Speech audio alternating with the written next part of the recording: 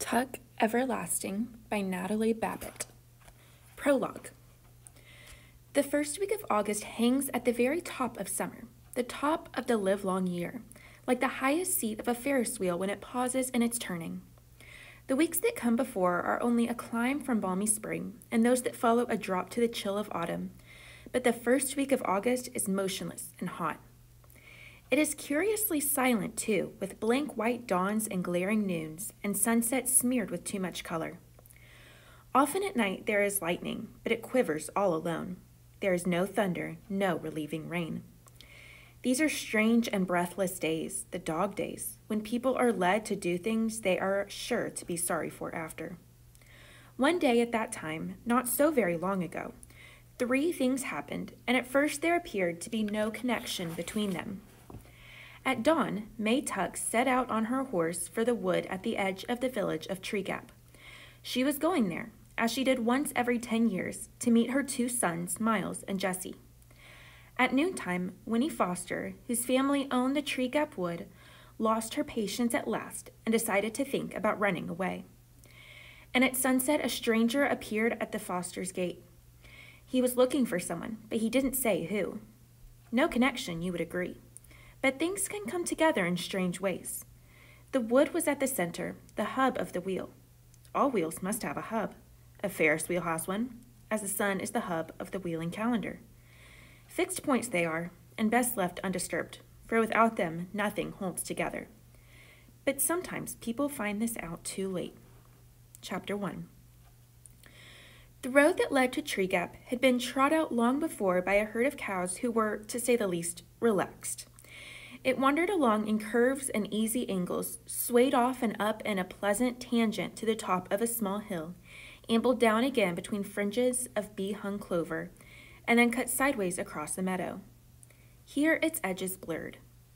It widened and seemed to pause, suggesting tranquil bovine picnics, slow chewing and thoughtful contemplation of the infinite.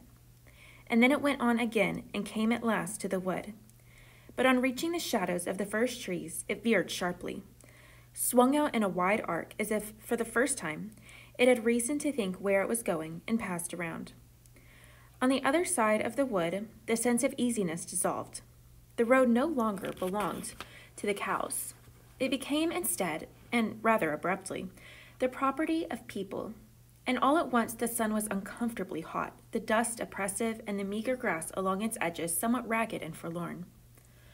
On the left stood the first house, a square and solid cottage with a touch-me-not appearance, surrounded by grass cut painfully to the quick and enclosed by a capable iron fence some 4 feet high, which clearly said, "Move on, we don't want you here." So the road went humbly by and made its way, past cottages more and more frequent but less and less forbidding, into the village. But the village doesn't matter, except for the jailhouse and the gallows. The first house only is important. The first house, the road, and the wood. There was something strange about the wood. If the look of the first house suggested that you'd better pass it by, so did the look of the wood, but for quite a different reason. The house was so proud of itself that you wanted to make a lot of noise as you passed, and maybe even throw a rock or two. But the wood had a sleeping, otherworld appearance that made you want to speak in whispers. This, at least, is what the cows must have thought. Let it keep its peace. We won't disturb it. Whether the people felt that way about the wood or not is difficult to say. There were some, perhaps, who did, but for the most part the people followed the road around the wood because that was the way it led. There was no road through the wood. And anyway, for the people, there was another reason to leave the wood to itself. It belonged to the Fosters, the owners of the Touch-Me-Not cottage, and was therefore private property in spite of the fact that it lay outside the fence and was perfectly accessible. The ownership of land is an odd thing when you come to think of it. How deep, after all, can it go? If a person owns a piece of land, does he own it all the way down, in ever-narrowing dimensions till it meets all other pieces at the center of the earth? Or does ownership consist only of a thin crust under which the friendly worms have never heard of trespassing? In any case, the wood, being on top, except, of course, for its roots, was owned Bud and Bo by the Fosters in the Touch-Me-Not cottage, and if they never went there, if they never wandered in among the trees, well, that was their affair. Winnie, the only child of the house, never went there, though she sometimes stood inside the fence, carelessly banging a stick against the iron bars, and looked at it. But she had never been curious about it. Nothing ever seems interesting when it belongs to you, only when it doesn't. And what's interesting anyway about a slim few acres of trees?